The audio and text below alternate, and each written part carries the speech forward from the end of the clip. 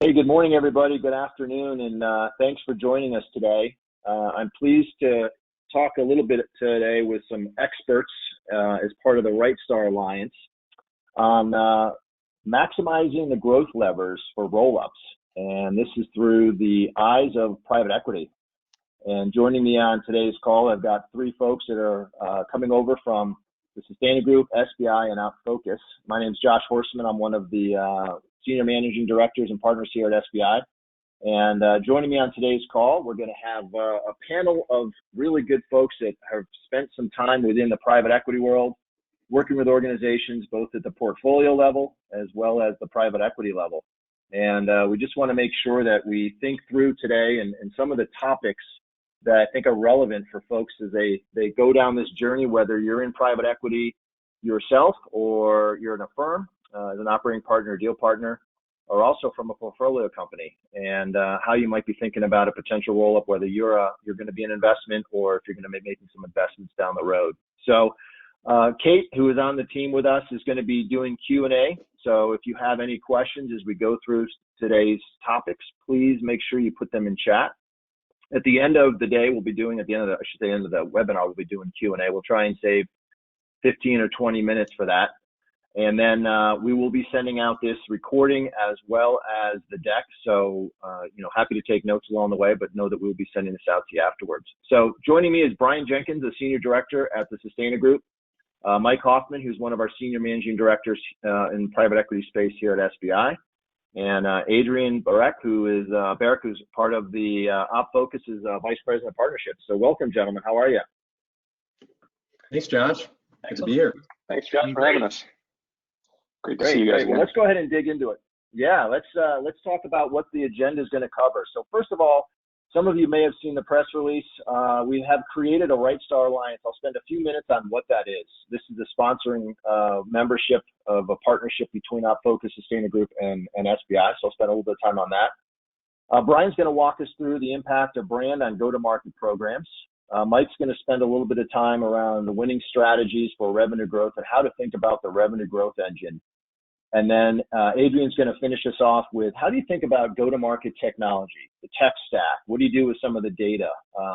Some of these folks are either rolled up or you're pulling something out into the technology area. So we'll be spending some time around that. And then, as I mentioned, we'll do some Q&A live with some folks here. And if you have questions, please put them in the chat. So let's go ahead and jump into it. So the Right Star Alliance. So this is something that we've been working on the last couple of months.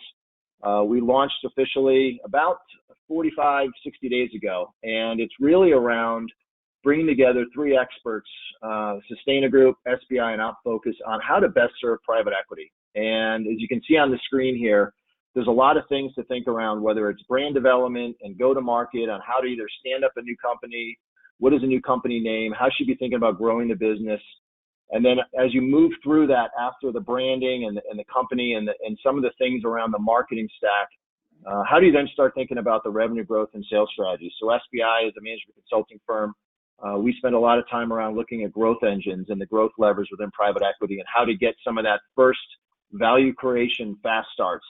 And then, kind of pulling that level through is the strategic sales force and how do you think about technology and how do you go to market in regards to whether it's in a Salesforce environment or your marketing stack or technology and the data around it. So we thought it was important as we all serve private equity, and a lot of people waste time and energy on hiring different firms doing different things. And one thing we're trying to bring together as an alliance is really a partnership where a private equity firm can look at somebody as an alliance and say, hey, we've got these 3 or 4 problems and we're going to help solve it through the Right Star Alliance. So excited about the opportunity, excited to be working with these folks, and excited for what the future might hold. So we have rightstaralliance.com is up and running. There's a bunch of papers out there. We're trying to make it a resource of thought leadership.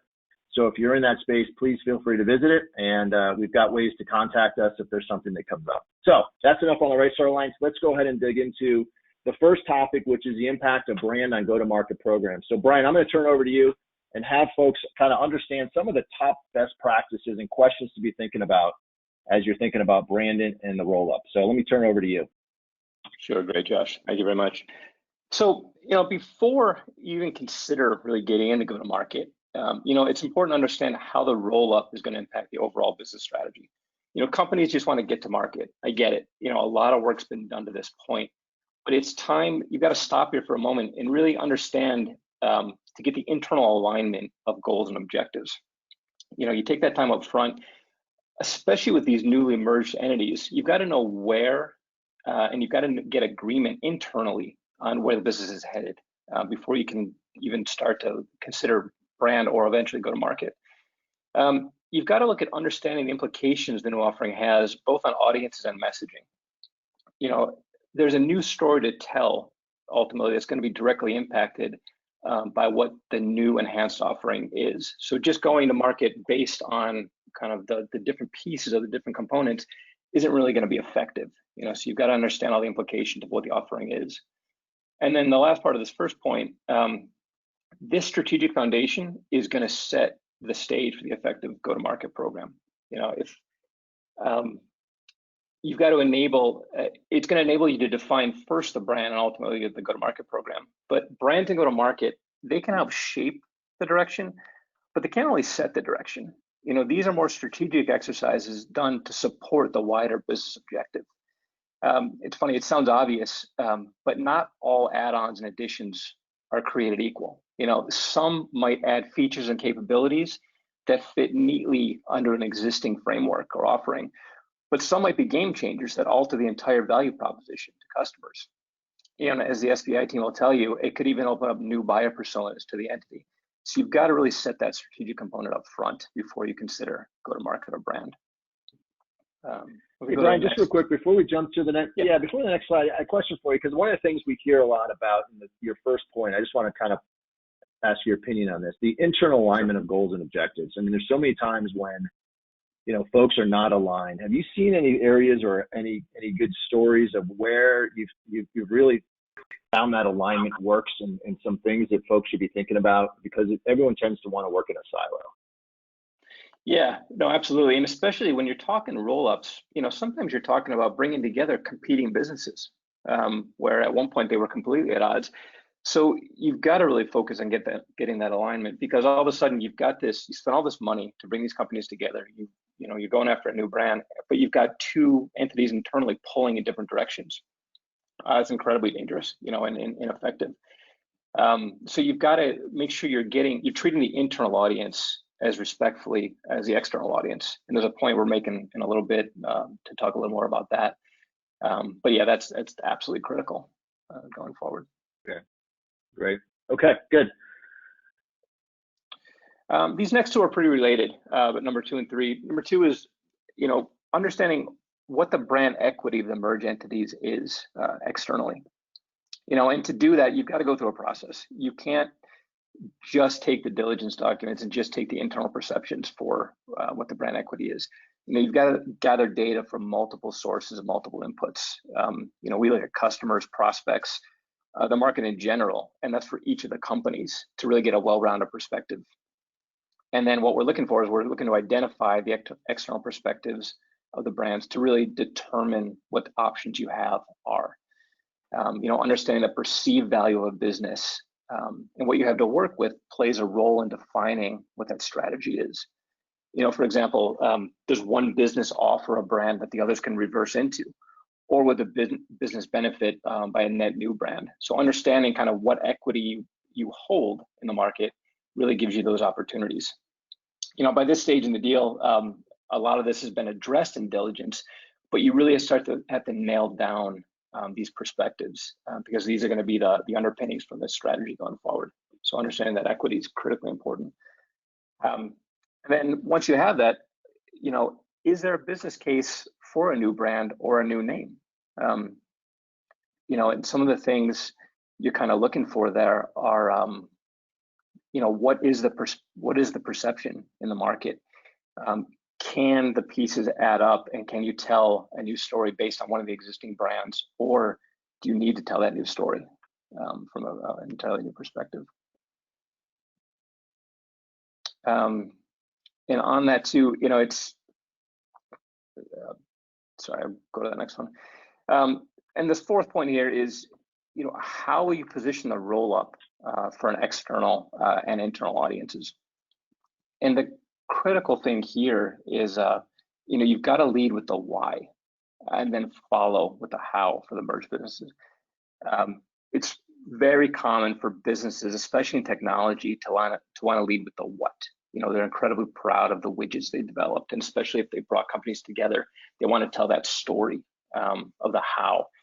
But it's so important to lead with the why, because that's the benefit first approach, and that's taking your customer's perspective, putting them in the lead, which is incredibly important for developing brands. You've got to look at aligning the messages to keep everyone clear and engaged. And this is the point, Josh, you were kind of looking at earlier. You've got to make sure that an internal audience understands kind of where you're going and what you're doing, and how they can tell the story internally. It keeps them engaged, and it keeps them not just paper pushers or button pushers, but they're really engaged in what this new offering is. You've got to, and once all that's established, you've got to look at keeping current customers first, because that gives you an incredible base. Even before looking at upselling or cross-selling brands, you've got to, take the time and explain that story to the internal audience or to the existing customers, because that's going to give you, a fantastic base to start this new merger from. But it's a different message than it is to net new flags and net new audiences. And then lastly, ultimately what you're doing here is you're providing this new unified team with a single flag to really rally around. At the end of the day, as we were saying earlier, you've got sometimes disparate, sometimes competing companies now ultimately trying to pull in the same direction. So what you want to do is get that story done internally first, and get everyone believing in this new offering. So it's not just lip service, but they really understand kind of what they're bringing to life. Hey, Brian, question on that. The last 2 points I think are important, because as we've gone through this, I'm kind of putting on a little bit of a COVID lens right now. But when you see current customers are a good base, right? And everybody, we talked about selling back into the base and how important it is to keep customers, especially when you're going through a roll-up or an M&A, whatever that might be. And then you think about the one flag to rally around. Where have you seen success around? Who owns that within the organization? Is it someone in marketing? Is it someone in communications? Where have you seen a success of, it's a change management, right? And that's going to be something that there's a focus. Where have you seen that type of role sit within successful organizations you've worked with? It's a great question. The implementation can sit in a few different places. It could exist in marketing, it could exist in HR, but it's got to come from leadership. If people don't get a sense that the leadership's behind this 100%, it will fall apart. I don't care how great the marketing message is or how wonderful the communication program is. It's got to be seen coming from top down and be inclusive. There's got to be a validity to it. In terms of the actual communication, it can be owned from a few different places. I've seen marketing do a really good job on it. I've seen HR do a pretty good job on it. That depends on the individual company. But 100%, it's got to come from, it's got to be believably come from the top down. Yeah, that's a good point. I think leadership has to be in alignment, and we talk so much about people working in silos. So yeah, I would agree. Okay.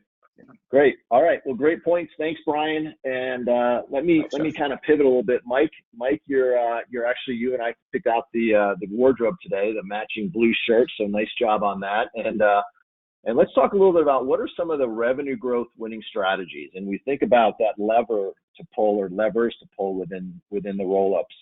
Love to kind of talk through some of the areas where you've seen some key considerations on the go-to-market engine. Yeah.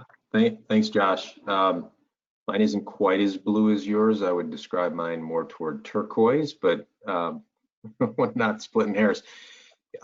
Yeah, I took a path on this, which I thought, and on the title, I could have titled it something different. So for a backdrop of that, I spent the better part of a decade on the private equity side before joining SBI.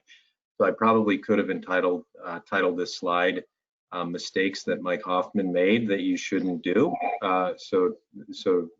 But key considerations seem to be a better title.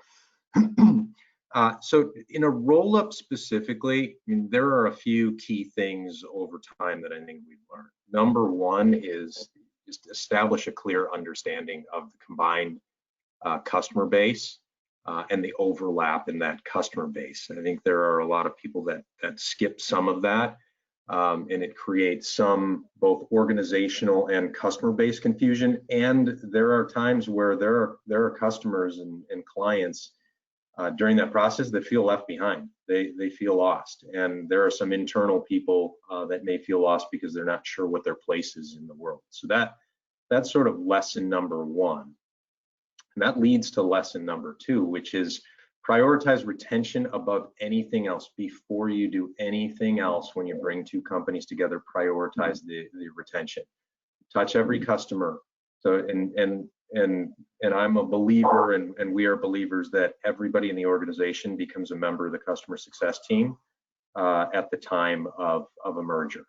And getting this wrong, if you lose clients along the way, and there are so many instances where this happens, your entire investment thesis goes sideways within the first 100 days.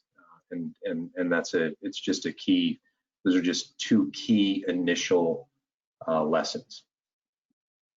Yeah, and I think, Mike, I mean, you'd assume that people are doing this, you know, and I would imagine there's even a talent gap, right? Some A players might leave if there's something's happening, right? They don't want to be in the new company and when something gets merged together. And so how do you ensure this really gets done? I mean, who owns this ultimately? Because it is a great point. You can't lose customers. You have to touch them. Everyone's a customer success. We use the term tiger teams, right? So let's not worry about whose role in the company is. They should be touching and bringing those folks with them along the journey as you guys take that step as far as two companies coming together. But where do you think that sits, and more importantly, where have you seen it where, you know, you said to get it wrong? What can you do maybe to make sure that there's an ownership or clear ownership within that exercise? Yeah, and part of it is just prioritization of it. So if there's someone that should own it, whoever is the chief executive officer of the combined companies should be leading from the front on this one. This is all about we're gonna keep every single customer. We're not gonna let anybody churn. Everybody is on the same page when it comes to customer retention. So it should be owned at the highest level of the organization. The entire executive leadership team should be involved in this, and the CEO should be leading the charge on this, because it's the most important thing that you can do from the beginning. Certainly marketing, sales, they're all going to be involved. The customer success organizations are going to be involved.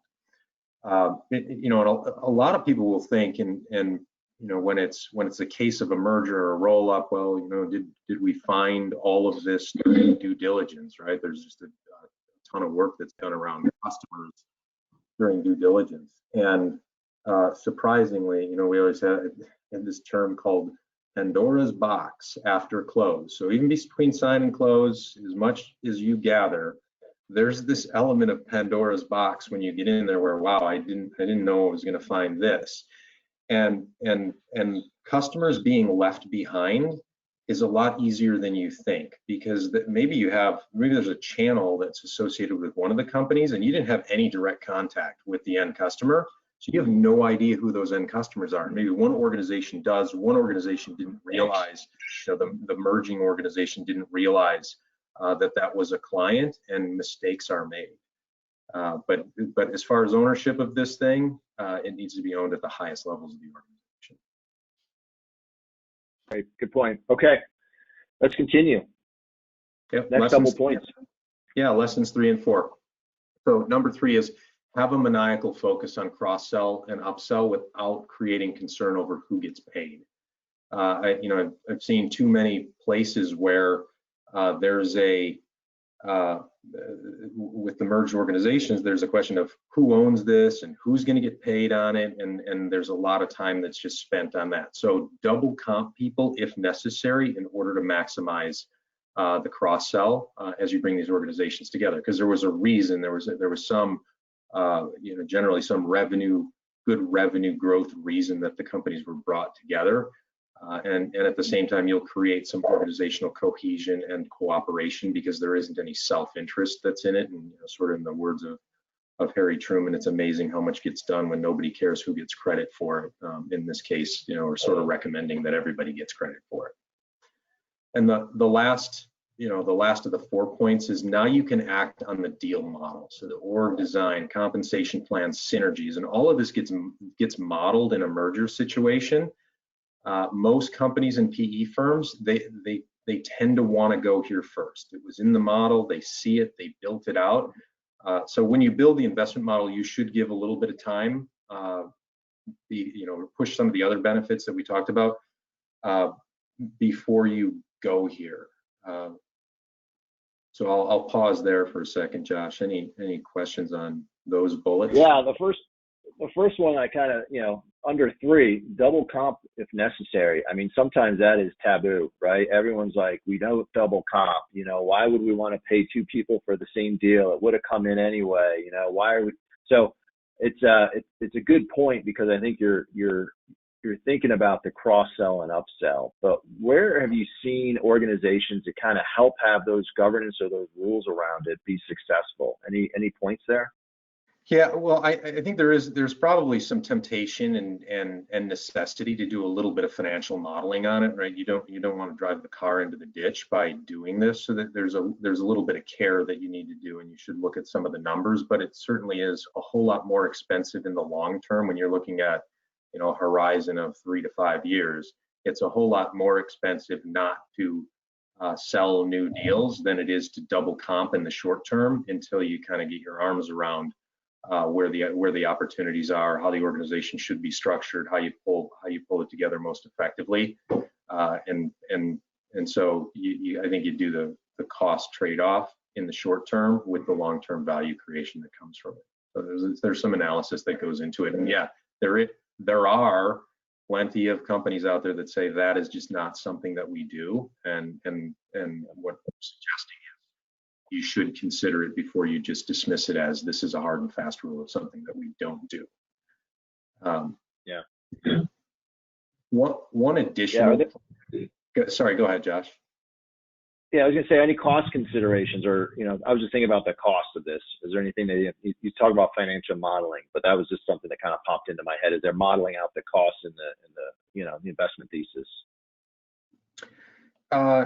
Yeah, I think you can model it up front in the investment thesis. It's a matter of it's both of the companies that are coming together. If there are 3 coming together simultaneously, you probably have comp plans, and there's a way to model this in. But I think what we're suggesting is that when you model it in, you will see that the uptick in revenue is probably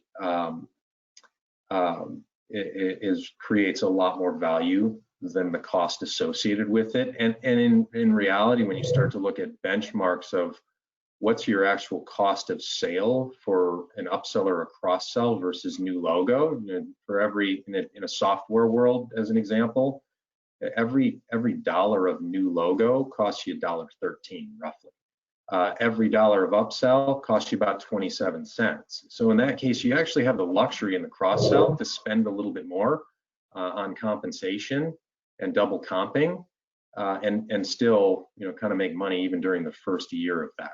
So there are a lot of things you can do around that. On point number 4, I think there was a piece that I missed on this. The temptation to do number 4 as number 1 is driven a little bit by human nature, and the human nature associated with number 4 is I can see it pretty quickly. And I've got this model, and I've already built out what the to-be future sales and marketing organizations are going to look like, and I'm able to get some synergy, and I'm able to save some cost on this thing and consolidate it, and you know what you're going to get right away. Problem doing that, you're not sure yet who you should keep and whom you might want to repurpose either inside or outside of the organization, and you may make mistakes. In the process of uncertainty, you may lose people that you wanted to keep in the first place, and while everybody is distracted, your clients are leaving. So there is a temptation, because there's immediate gratification on the P&L that goes into doing number 4, but in the long term, if you do that first, in the majority of cases, you'll probably have regrets later on. Yeah, that's a great point. Everyone wants to go fix the org and comp plans. That's the first thing we want to go do, right? Yeah, good points. All right, so good conversation. Thanks, Mike. Adrian, let's talk a little bit about the go-to-market, tech stack. Everyone's looking at the technology and CRM and data. So I'd like you to kind of give some pointers in the top few things that you've seen around the go-to-market and the technology and how everyone should be thinking about it. Yep. So I think it helps first off to think like what is in a go-to-market tech stack. The systems or the tools, that's the obvious, but we tend to think of it as like 5 things. There's systems, people, both the users and those administering the systems, the business process they're supporting, the data within them, and then ultimately the reporting you're trying to get out of it. So that's sort of the framework that we'll look at something. In a roll-up situation, a go-to-market tech stack is complex on its own. In a roll-up situation, you're dealing with 2 or more. So the first thing we would recommend is, an assessment or even a catalog exercise where you're looking at each company and saying, okay, what are the tools we have in the tech stack? We would differentiate platforms from apps. So a platform is like a key pillar, like a Salesforce CRM or a Marketo for your marketing automation, or maybe it's a HubSpot. Those are sort of key pillars to the go-to-market tech stack. And there's going to be a long tail of apps that serve various functions, quoting, comp, various MarTech apps, different things like that, DocuSign for documents. So getting a simple spreadsheet with, what does each company have in its stack, and details around like how many users and like how well configured do we think it is. And crucially, for cloud applications, when is the renewal date? Because when you start planning to say, okay, we want to put all this together or we want to consolidate on one of the entities, it really, a key data point is what is the renewal date for some of these technologies? And we've seen clients have these great plans and then they realize they missed a $500,000 Salesforce renewal by a couple weeks because they started with Marketo or some other thing. So paying attention to what you have in the stack and when they renew is key. Now, once you kind of have that baseline, you're going to want to look at how does the tools that we have today compare with what the new entity looks like and the future business need. So some tools scale very well, and others are really made for a slice of the market. And that's another consideration. If you've got a go-to-market tool, piece of software that does a great job for, say, lead conversion for $10 million companies and under, but the $10 million company is part of a roll-up, and now you're suddenly a $50 million company hoping to double in a couple years, that piece of software isn't going to cut it anymore.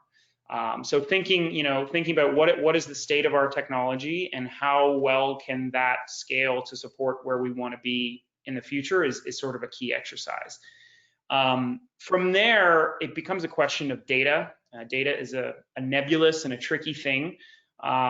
Again, with one go-to-market tech stack or one company, there's enough with data that can be tricky. Now you're multiplying. I would challenge people to think like, do we have the same rough market that we're going after? Is our ICP, our ideal customer profile, about the same? In which case, consolidating and cleansing data and kind of putting it all together is very helpful. On the other hand, if one of the roll-ups is focused on, say, the enterprise and the other is SMB, then you need to think through, does there make any sense to consolidate this data, or can we keep things separate? And certainly the investment thesis can drive some of those decisions, whether we're going to retire that SMB division or something like that.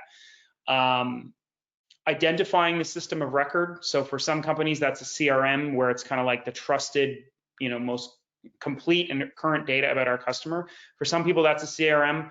For others, it's an ERP or a back office finance tool where they're billing clients. But really understanding the difference between data that we just have versus data that we really trust and we've kind of run off of. That's a key point. Process, is the new entity all going to go to market with the same process? Or again, do we kind of have an enterprise sales play and an SMB sales play? And that's a key question for us. We're hands-on with the technology, but we can't go and build the technology until we have clarity on what the go-to-market process it needs to support. And that's, I'll throw in one shameless plug for the Right Star Alliance. That's why we love, working with, say, an SBI is, you guys would go in and help a client answer questions around, what is the go-to-market process and the strategy that we're going to follow. Those answers empower us to go and build it in the tech. And we've had projects really stall because so someone says, hey, build me a house. You say, okay, well, do you want like a bungalow or a 3-story Victorian? You need to answer those questions before the contractors can go and build. Yeah, Adrian, just on a point you made earlier that, this assessment of the go-to-market stack, we've worked within clients where, you'll find technology that's sitting on someone, not as much today with security, but, it still does happen where someone will go off and buy a tool on a credit card, or someone will go off and buy a rogue tool, and then you do an audit, like you mentioned, a catalog, I think is you called it. And you look at not just what technology you have, but the users of that. And it's amazing how many times when someone does an audit and sees how many licenses they might be paying for a technology that no one's using, or 10 of the licenses are people that left a year and a half ago, right? And so now you've got some of this cost optimization and savings that's being realized right off the bat by doing something as simple as a technology audit. So great point.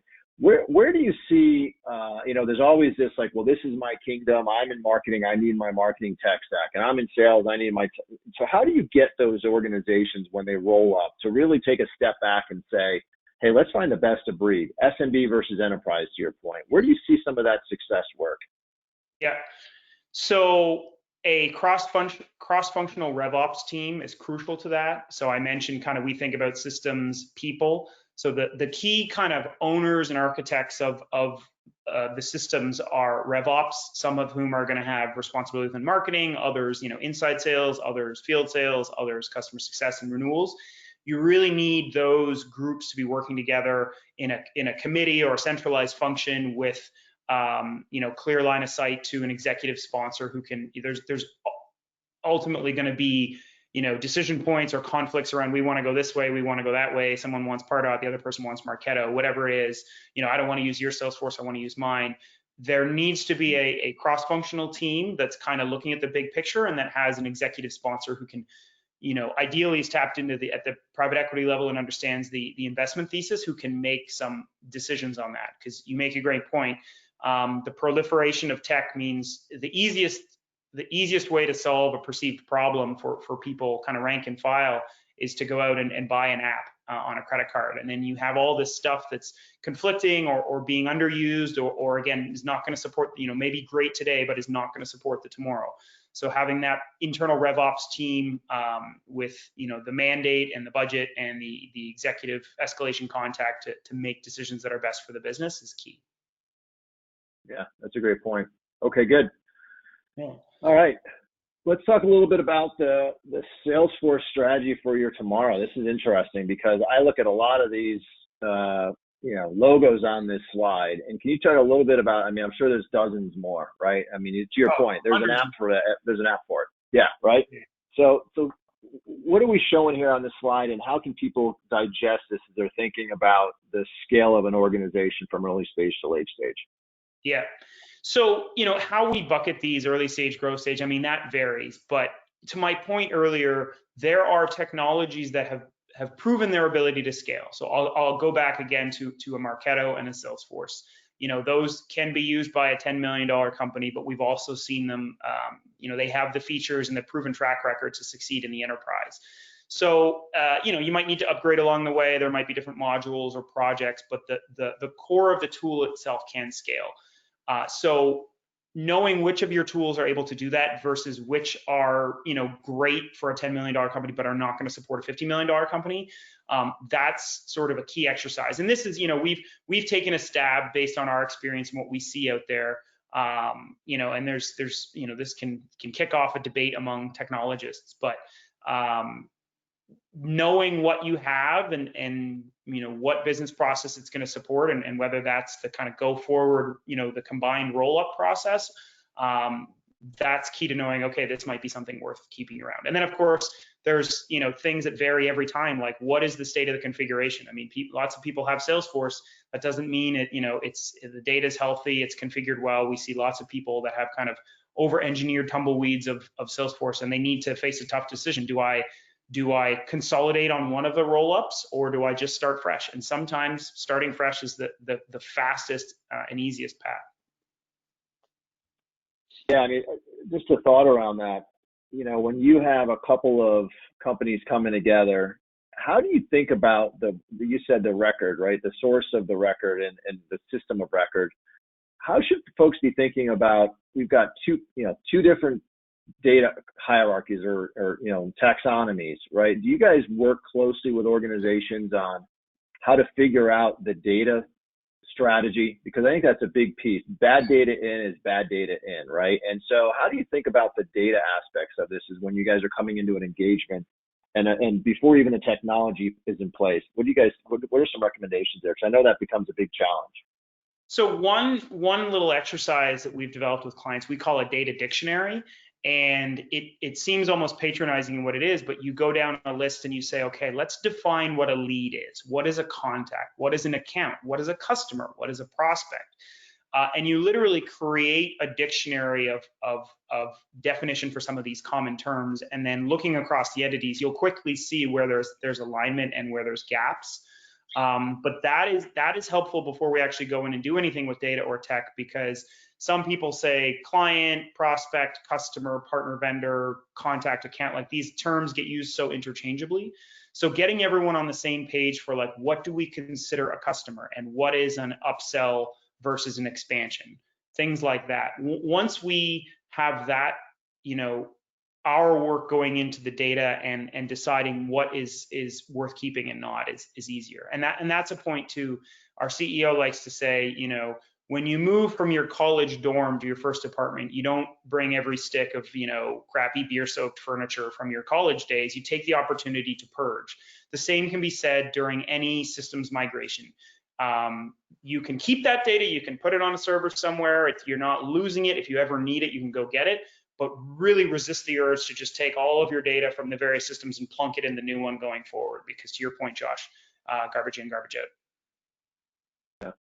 I do think I did bring some beer-stained furniture from my apartment in my first house. But that's a great point. All right, good stuff. All right, great. Thanks, Adrian. So let's move over to some Q&A. So if everyone has some folks, and Kate, I'll ask you to kind of start sending over some questions. But great discussion, guys. I do have one that I know people tend to ask a lot of times, Brian, and it kind of came through as you were going through your section.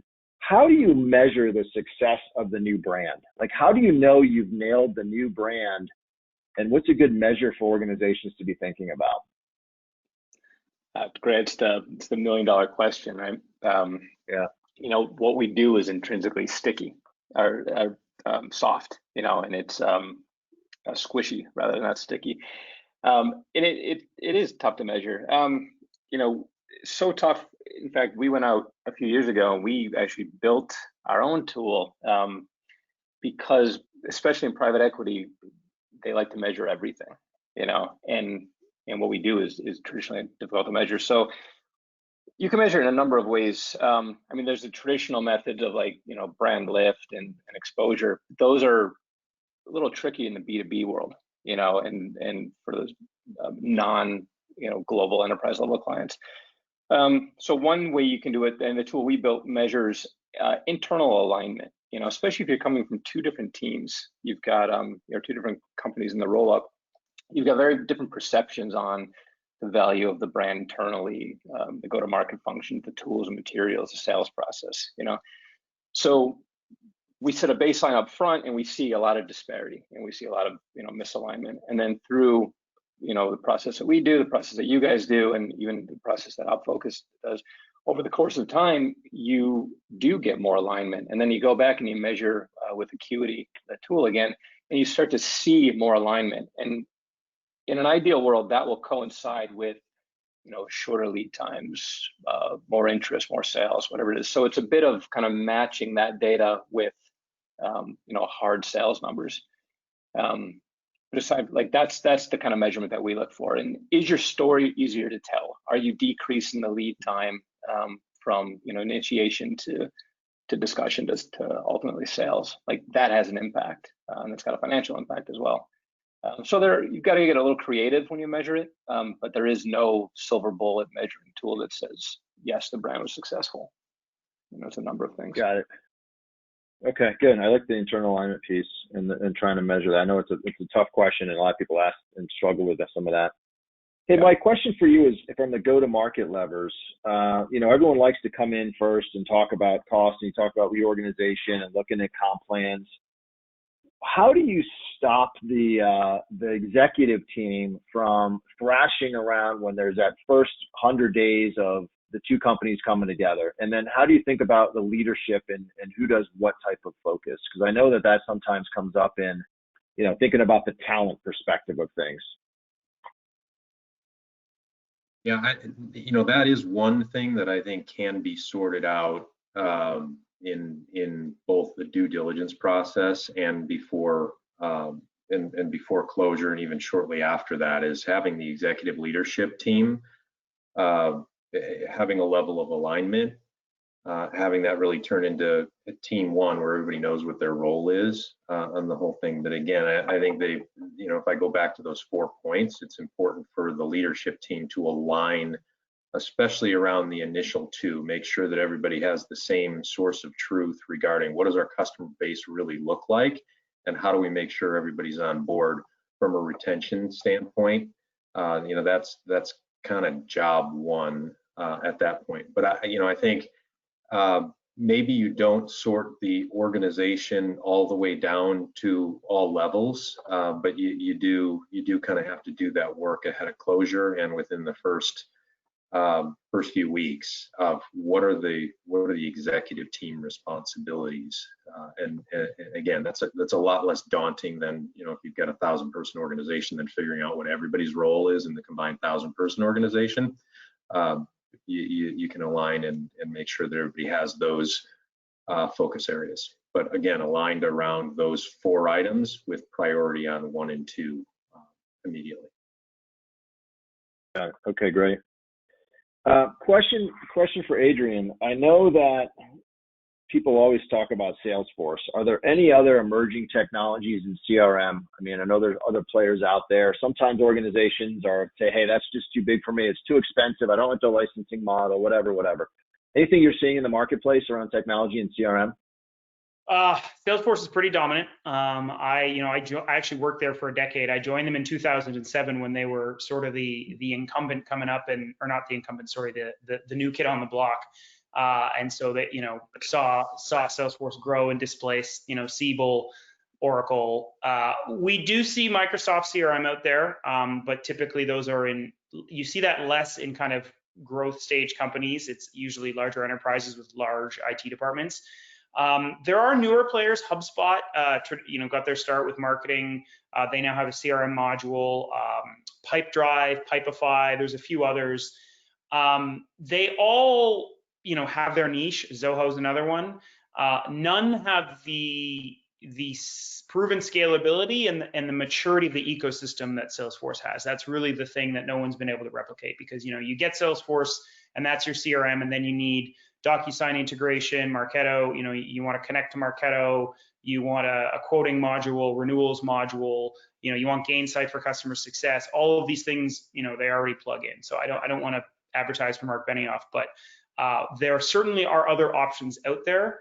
But you just need to, make sure, it solves your need today. Where's your company going to be in, say, 18 to 24 months? And does it solve that, does it still support the business at that point?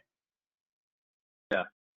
Yeah, and I would imagine that there's this big debate between, if you're looking at a technology stack like a Salesforce, how often do you start over versus we're going to pick one or the other, or go with something totally new? Maybe you're on Microsoft Dynamics and someone had a homegrown. How often would you say, let's pick one of the two we have, a homegrown versus a Microsoft, versus we want to stand up something brand new? Like, how should organizations think about that?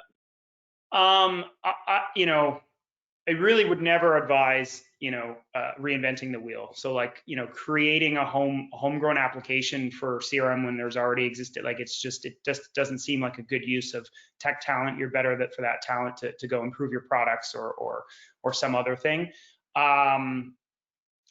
It really start with the business. People start with the tool and they get the demo and they see the shiny features. I wouldn't, my wife and I recently just bought a new car, and I was tempted to go to the dealerships and to see all the features and watch the videos, but started with, okay, how many members of our family do we have? How often are we highway versus city driving? Same thing applies with CRM. Look at the business need today, where you think you'll be in a couple of years. What are the key processes you need to support? And then find the vendor, the tool that will best support that, both today and 18 to 24 months. Great. Okay. A couple minutes left here. If anybody has any other questions, please put them in the chat. Question for you, Mike. As I'm thinking through some of the go-to-market levers and trying to get the first 100 days going in this new company, right?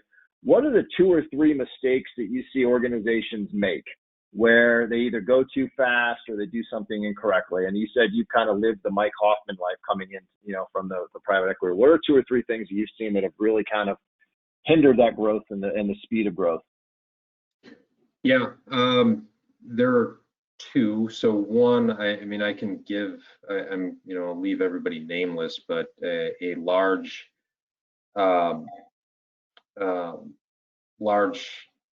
sponsor was doing a fairly big carve out and merge at the same time, and there wasn't a good hold on what the customer base was, and they did go right to this is a case where a lot of times you'll do branding first. They had to do a branding exercise and a positioning exercise, but they neglected kind of the number 1 and number 2 on the list. And as they got down and doing organizational design, the churn rates were off the charts, and that's when we got involved. So taking your eye off of the thing that's most important which is your customer, is one of the biggest mistakes that you can make. Organizational structuring, the comp design, those things can wait. You need to secure the customer first. So I sound like a broken record, but that's one of the biggest mistakes, is everybody wants to dig into the operational aspects that you can see and touch, but the customer is the most important piece of that. Good. Brian, same question to you. Where do you see folks kind of stumble or kind of delay the thesis and some of the investments around growth in the branding side? Sure, especially in roll-ups, we see this quite often. Is you're bringing together 2, sometimes 3, sometimes more entities into one, and you've got all these assets. And the knee-jerk reaction is to use something you already have a hold of and squish everything up inside of that and roll that out as the new brand, because it's easier and it's cheaper. But to Mike's point you just made, you're not thinking from your end user, your customer's perspective. You're thinking about right now what's cheaper and easier for today. So we see that quite often. It can be a little painful to kind of take a step back and, all right, I've got this newly merged entity. I've got to form a new brand that involves the research process, involves the brand development process, and then ultimately go to market. So it does delay things a little bit, but ultimately you're going to be a lot more successful because it's built for that specific reason. You're not trying to shoehorn all these other ideas into a URL that you already own, for the sake of saving a little bit of money and time now. So not thinking really long term is something we see quite often. Hey Brian, can I give an example of that we've experienced? You should. 3 companies coming together. One of them, the name started with a D, one starts with an F, and one starts with the R. They go, hey, how about the easiest thing is, why don't we pick any of the names and we'll just call the new company DFR Inc. Tell me if I'm wrong, but is that an example that you've seen before? Absolutely, because again, it's difficult for people, especially by the time we're in discussion. A lot has happened on the deal process. The deal cycles take a long time. And there's a lot of energy. They think they've done all the diligence, and now they just want to get that to market, So, and you've been involved in quite a few of these, Mike, where you've got to go and you kind of take, groups, and you get the internal thought on what the name should be, and then you just think, whatever the name is, fine. We'll build a brand around it. It doesn't really matter, But ultimately, it does matter, and it's proven to matter. That brands built with intent are much more successful than brands built for convenience. Like a J-Lo or that kind of stuff, just goes with some of that, right? Yeah. No, it's funny. Yeah, when you guys let's put them together, or we'll just call Nuco, right? Nuco. Yeah, that's it. That's it, right? Yeah. Well, the funniest thing too with Nuco is we do a lot of naming. That's one of the things that we do quite often, and it's exposure, right? So a lot of times, if there is a Nuco is the stage name for a set amount of time. Maybe it's 3 months, 4 months, maybe it's even longer. So people get used to it, and familiarity breeds like acceptance, right? So by the time we're presenting these new names, sometimes they even like Nuco better because they're used to it, So it's a large education process, but a lot of challenges. It's always interesting. Yeah, that's funny. Good stuff. Hey, Adrian, another question over to you in regards to the technology stack. You made a comment that people love to get the shiny object, and software vendors love to sell, hey, you don't worry about the process. We've got these folks that are going to come in and build the process for you. And you talked about the 5 steps that were important to organizations. How do you stop somebody from just going and saying, let's just go buy technology because it's going to solve all the problems? How does an organization really start from the top down, understand the fact that a technology is a technology and you really need the people in the process and all the things that you talked about ahead of time? What are some thoughts on that? Spending a decade selling software at Salesforce, I can tell you that a diligent CFO can put a stop to any less than ideal purchases. But we really, so jokes aside, we really tell people, like, don't start with the tech. Tech is powerful. It's an enabler. It can automate. It can scale. But there has to be a well understood and defined, business process and business problem that the tech is solving. And sometimes it's really not that you need a new vendor. Maybe you need a different module, or you need to configure, one of the existing tools you had. But that's not as human nature, like go find the shiny demo and look, the slick pitch is going to solve all our problems. So we talk about not starting with the tech. A good way to go about that is strong governance. Governance of systems and data by that kind of cross-functional RevOps group that I mentioned earlier. It's kind of working on the business rather than in it. And there's always going to be a backlog. You're always going to have users clamoring for new features. If you don't have a centralized committee that's kind of, a place for those requests to go and to compare them across other business priorities and to kind of triage and chart the path forward and say, no, we're not going to go buy this, shiny new tool because, we're going to upgrade this other tool in 3 months time and we'll be able to handle it that way. You need that, layer of human decision-making and input upstream from any purchases on technology. Yeah, governance is amazing how many organizations just don't have a governance process. And whether it's compensation, whether it's technology, whether, it can go on and on, right? So governance, I think, that's a great point. Key word that many organizations really need to think more about. All right, we got a couple minutes left. Just at the top of the batting order, if I'm listening on this call, listening to the recording, what are the 2 things or 3 things that I should go do differently tomorrow, right? Whether I'm going through a roll-up process, whether we're thinking about doing a roll-up, whether in private equity, we've got some deals that are, we're looking at. I guess, Brian, what are the 2 to 3 things? Mike, then over to you, and then Adrian, why don't you bring us home? So as you guys think about what someone should do differently tomorrow. Sure. 1, make the decision based on growth potential, not what's easier or cheaper for today. 2, don't underestimate the power of telling a clear and concise story to your audience, especially with a roll-up or merger. There's some complex stuff there. And the last one is treat the internal audience as carefully and thoughtfully as your external audience, because that's your number 1 tool, right off the bat. Good. Mike, over to you. Same question. I think the first thing is if you're considering it. So if you're at a point where you're thinking about, hey, should we enter into this merger? Should we do this roll up? Is what are the growth and revenue synergies that come out of it? Not are there some solution or product adjacencies, just because it seems to make sense, but is it really going to drive value for the organization? I think post that point in time is after a closure, as you go through this, is make sure you're leveraging the revenue growth levers as part of that versus some of the synergy levers. Now, I know there can be a combination of both that are in there, but it doesn't really matter whether it's industrial services or business services or it's software and tech. Driving profitable top line is generally a better formula for driving value in today's world. Great. All right. Profitable. All right.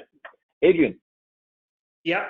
So if, the big two steps, I would say, catalog the go-to-market stack so that you know what's in it. And again, pay attention to contract renewal dates for each of the systems for cloud software, and form a governance committee, a go-to-market tech stack governance committee that is made up of the people that will be impacted, whether that's multiple people within one entity, marketing, sales, and support, or whether it's, those people times 3 entities being rolled up. Whoever needs a seat at the table, make sure they've got one, and ensure that governance team, rolls up to an executive that has an understanding of the investment thesis, so that decisions can be made that align with the investment thesis.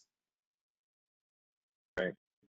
Yeah, it's funny. The theme that I've heard from all three of you today is there's a lot that has to happen from tops down, right? The leadership, whether it's thinking about the brand, the ownership of, how you think about the Mike's go-to-market levers. Adrian, to your point right now around governance, it truly is a tops-down approach where you need to get the interlock between the functions within the new organization and the organizations coming together. So great discussion. I really appreciate the insights, guys. And for those of you on the phone and listening in, thanks again for joining us. Hopefully this was beneficial in regards to how you think about roll-ups. And we will be continuing our series here. So please stay tuned to the next RightStar Alliance webinar. And for those of you, have a great day and the rest of the afternoon. Thanks, and talk to you soon. Have a good one, everyone. Everyone. Bye, guys.